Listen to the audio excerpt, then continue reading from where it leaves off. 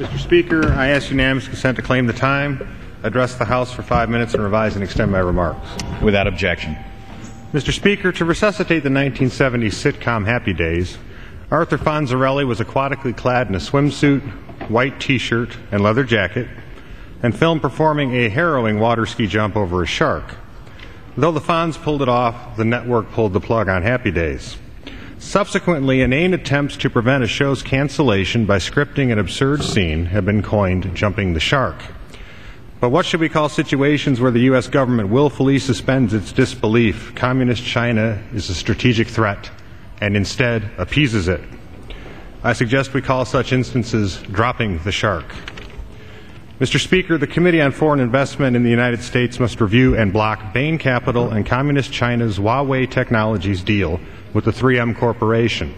If approved, Communist China's Huawei Technologies stake in the 3Com Corporation will gravely compromise our free republic's national security. The 3Com Corporation is a world leader in intrusion prevention technologies designed to prevent secure computer networks from hacker infiltration, and our Department of Defense extensively utilizes them.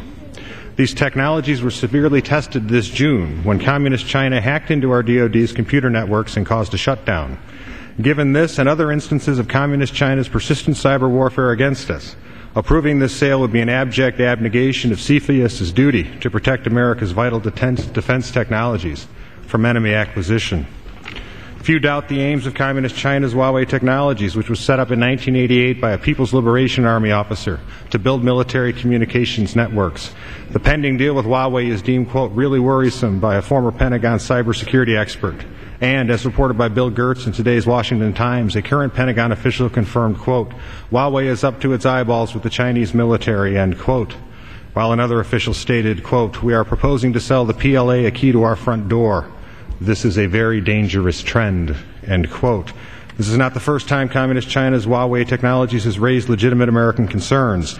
In January of 2006, Newsweek described Huawei Technologies as, quote, a little too obsessed with acquiring advanced technology, end quote. Appearing before the House Armed Services Committee on September 19, 2002, Professor Gary Milholland, director of the Wisconsin Project on Nuclear Arms Control, testified as to the extent of the danger. Quote, the history of Huawei shows how sensitive American exports can wind up threatening our own armed forces. So when we talk about export controls, we are not just talking about money. We are talking about body bags, end quote. This is not hyperbole. At the start of this decade, Huawei violated UN sanctions and illegally provided a fiber optic network to Iraq. This network linked the Iraqi military's air defense network.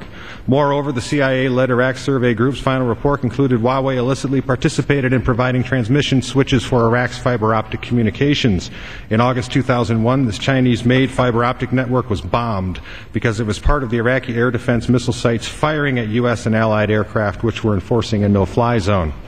And also, for the record, this company found time to help the Taliban, too.